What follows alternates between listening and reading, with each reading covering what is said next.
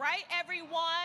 I am super excited that we have officially kicked off day number 1 of Essence, and I am excited that you are all here. I know that there is a lot going on right now. There's a lot of activations pulling for your attention, but you being right here, right now, at the We Love Us stage, I promise you, we have something special just for you. Now, if you missed the last session, it was awesome and amazing. We learned about the family office, mindset issues of wealth and money, as well as we met Enza, who's the first millionaire in her family. But more importantly, we're going to keep this conversation going. And I'm excited because you are here because you're all about Black excellence and culture. And what we're going to be talking about next is culture as currency, building brands rooted in story, identity, and legacy. Now, if you're just joining us at the We Love Us stage, my name is Quinn Conyers, and I'm super excited to facilitate and host this particular stage. Now, this panel is really exciting for a couple of different reasons. In today's fast-moving, trending-driven market, the brands that stick out aren't the ones that are chasing the next. They are grounded in something deeper. This panel brings together founders and cultural storytellers to explore how heritage, identity, and lived experience sharpens brands that truly connect.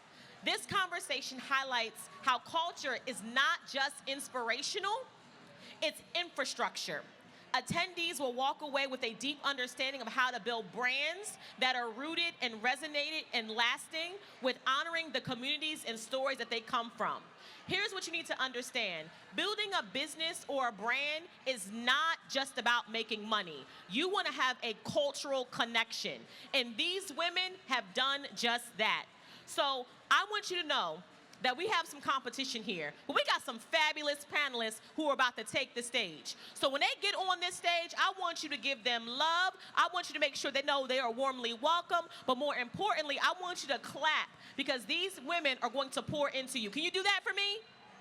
Okay, perfect. So here to moderate this fabulous conversation is the one, the only, the inspiring and the innovative Miss Irene Biko. Let's welcome her to the stage.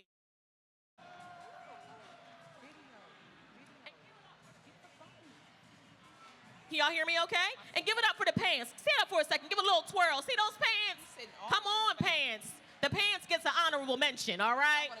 Joining Miss Irene, we have Javon Kashif. Come on, Javon. And show us them nails, sis. Showing them nails. Yes. Thank you. Joining Irene and Javon, we have the brilliant Brittany Adams of Focus and Frame Eyewear. Come on, Brittany. Yes. And last but not least, we have the powerful Patrice Chappelle of Melanin Brand Skin. Let's give her some love.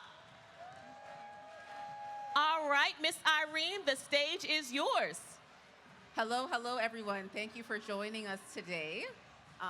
These ladies are wonderful ladies, but I would like them to take some time to introduce themselves to all of you who might not know them. Oh, hey, I'm first. Good morning, everyone. I am Patrice Chappelle. I am the co-founder and co-CEO of Melanin Brand Skin with my now 15-year-old son, Braun Eccles. We have natural, safe, and effective skincare for Black and brown children. Awesome. My name is Brittany Adams. I'm the founder and CEO of Focus and Frame Eyewear, where we don't just help you see, we help you truly feel seen. Good morning, everyone. I am Javon Kashif, and I just want to make a note. I am the creator and founder and CEO of Abstracts Nails, but if you see my picture over there, I'm rocking my bob. That was the big hair. Today, we're going with the bob, so it's still me. Abstracts Nails. Thank you for clarifying. So this panel is really centered around brands that are rooted in culture and identity. What does that mean to each of you? Who wants to start first? I'll start first. When building it with our culture, it's really understanding our experiences. I've built that into every part of who Focus and Frame is. Like, how do we have products that connect with people truly if we don't understand how they live, how their culture, the things that they like?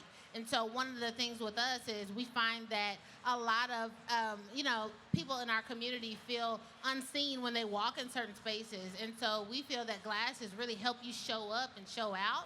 And so that is really how we curate our cultured experience into the brand. And we can see it in your glasses. Okay. So at Melon Brand Skin, we're all about culture. We started this company for Black and brown kids, so there was a gap in the market, and we filled that gap. When my son was a lot younger, I couldn't find any skincare products for him. So we are basically, in the community, we're serving Black and brown children every day and loving what we're doing. Amazing. Well, for me, it was at the seat. I had a seat at the table. I primarily service African American women, Black and brown women every day doing their nails. Nails is the #1 self-expression. It is something that tells a story about who we are, where we work, what we do, where we're going. So for me, Abstracts was just an extension of what I was experiencing for the last 8 years at my nail salon in Washington, D.C. Amazing. I got my abstracts on too. Javon does my nails, so I'm going right after this. Yes. Listen, right now. All right. So was there a moment when you kind of realized your lived experience could become the foundation of your brand?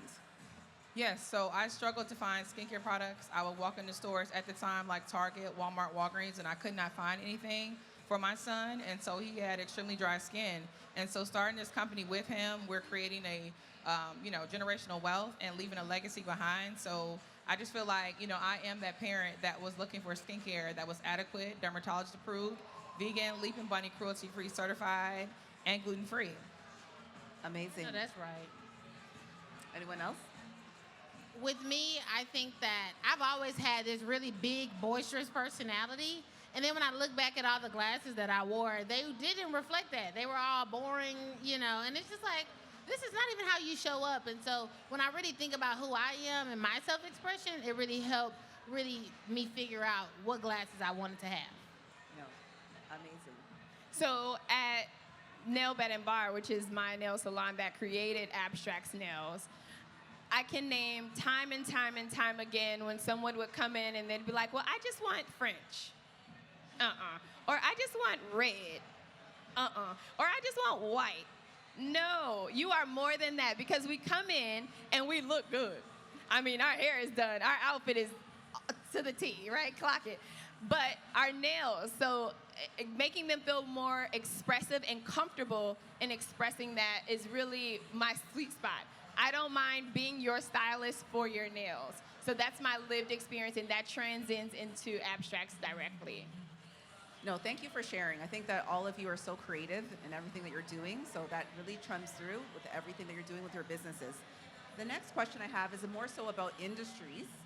Industries kind of move quickly and they follow trends. How do you stay authentic to your vision while trying to follow trends? Well, trends come and go, and they go so fast, but trying to stay ahead of the trend means that I have to create the trend. I have to be the trendsetter so that everyone else in the industry can follow suit. And make no mistake, every woman in this room, we are trendsetters. We direct and create the culture. We give the culture direction. So your look, your nails, your hair, that is the trend. And I just transform that into nails to make that the full look. Right now, we all know that skincare has become a huge thing for children. And so when we started this company back in 2023, it wasn't about that. It was about, filling a need in the market. And right now, kids are going to Sephora, Ulta, buying all the wrong products, which is what I was giving my son, putting on his skin back then. But now we have a solution. So we're not all about the trends. We were doing this well before the trend started. And primarily it was with, Caucasian kids looking for skincare at Ulta. So we're filling that gap right now for Black and brown. Thank you for sharing. So the next question has to do with storytelling, which I know all of you are wonderful at. So how does storytelling and representation show up in your products, your visuals, and or the customer experience? Maybe Javon, you can answer this first since, Now, y'all let Irene pick the worst storyteller to do this first. I love to tell stories, but they get very whimsical.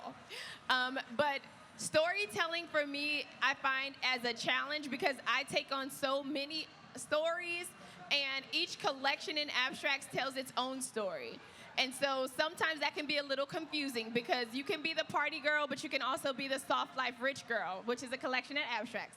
So storytelling is a challenge for me. I do feel that I need support in clearly communicating that at times, but I let the nails and the artwork speak for itself. And to really go off of that, I think that that storytelling comes from understanding your customer's lived experience, right? And so the reason, like our glasses, we can have like different glasses for kind of wherever you are, whatever you're doing. So when you're in your corporate bag, or you're going to brunch, or you're going to church with your girls, or if you just kind of have your hair in a bun, chilling with no makeup on, your glasses speak to that. And so being able to understand those real life experiences helps me communicate and storytell. Like, hey girl, I see you, and I got a pair of glasses that's gonna fit exactly where you are. So we are telling our own story. So I feel like it's easier for us because, I'm walking the journey with other parents that went through the same things that I went through, except my son did not have eczema. So when I run into parents all the time that have babies 15 months, 12 months, 6 months with eczema and up, they are telling me a story. So now I'm adapting that story into our messaging and understanding what eczema is, what may cause it, and now we're the solution to the problem. So just, showing the before and after is part of the storytelling that we tell all the time. Yeah, that's so important because people want to understand what the products do, how they're going to make them feel. And it's nice to see your son here today. Thank you. All right, the next question. Have there moments where your audience reflected back to you that your brand genuinely resonated with them? All the time. Like, it never gets old to me. I'll be like in the wild and see people with my glasses on. And I even had one lady was like, I said, I like your glasses. And she was like, oh, thank you. I got them from this company. And she said, I said, is that me? I was so excited. And we just got to hug and embrace. And seeing that never gets old. And with the glasses, it's a prescription. So I'm actually giving you something that you need for your everyday life. I'm making your life better in a way.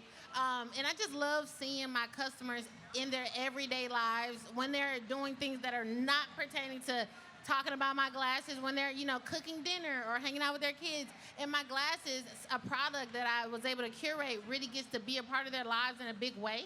And that just gets me emotional every time I think about it, honestly. So last week, we actually closed out Ronald Reagan Airport. We were in the airport, DCA, in DC for 3 months. I had a customer that literally ran up to me. This was like last Friday, our last day. And she was like, oh my God. She's like, this is the brand my daughter uses. And her daughter was with her husband. And so that was just so touching to me to be able to meet somebody that I've never met before, that's our customer, that loves our brand, that uses the product. They gave us a testimonial on the spot on video that I haven't posted yet, so I need to do that. But, it's just really good to be able to meet your people, the people that you're serving. It just felt so good because they only see me on social media and I only see them if they're commenting, but to meet them in person is just a different level. So for me, I utilized the best place that I thought there would be outside of my salon in Washington, D.C. to launch our brand. Our very first expo was Essence Fest 2024. And since then, we have had so much love. We used this as a landing spot because we knew that our customer would be here, as you all are here now. But one thing that really, really resonated with me was last year, we had an opportunity. Our brand was featured in TJX, so both TJ Maxx and Marshalls, up to it was about 28 stores nationwide. We sold out, big time. and there was someone that purchased them in a TJ Maxx in San Diego. She attended Essence Fest, and when she realized that it was a Black-owned brand, she was through the roof. So she was in love with them. She had like 3 sets of the same look because each collection is timeless. We only produce a certain amount of them. So once that design is gone, that design is gone. And so that was just heartwarming and very special to see that someone all the way from San Diego at Essence Fest found us in the convention center. It was just beyond. That's like a full circle moment. Starting at Essence Fest, launching your brand, coming back the next year and having someone actually purchase your products in a store, come to your booth and rave about it because they didn't know it was a Black-owned brand. That's just amazing. And you're back at Essence Fest again, so it's probably meant to be. The next question, what challenges come with building a brand that is deeply personal and purpose-driven? I don't know. It might be balancing everything. I still work full time for the federal government. I think trying to be a mom, or not trying to be a mom, but trying to be a mom and have a business and then running my business with my son can be challenging. There's monetary, financial challenges when you can't access capital the way that other groups of individuals can. So there's just a lot of challenges. It was a challenge to get here, there's just so many different things, I think, and I mean a challenge in terms of trying to close out the airport and then be here the next week. So you're always faced with those things, but it's about overcoming them.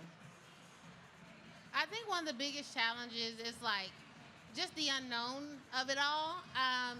There's no path for you to follow.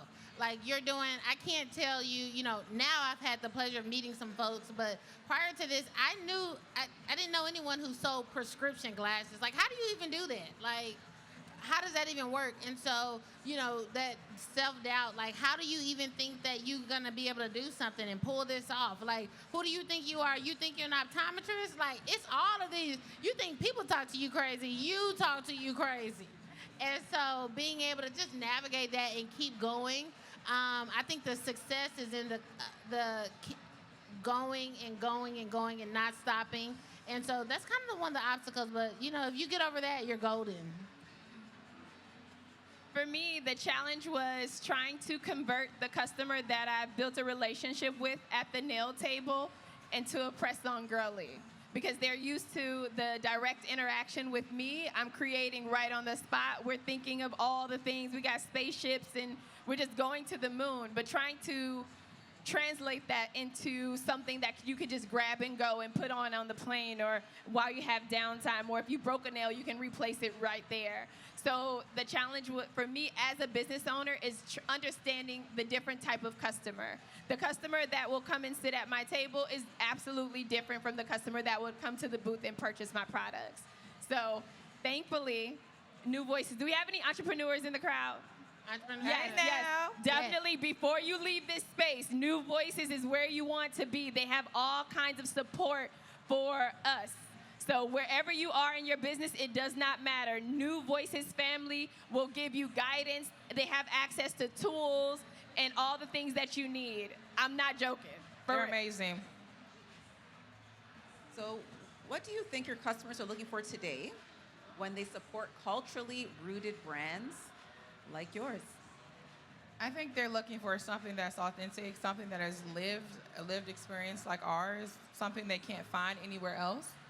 And we're deeply rooted in our community, so we try to go into D.C. as much as we can, Maryland, Virginia, the DMV, and just, participate in different activities and just show up and meet them in person.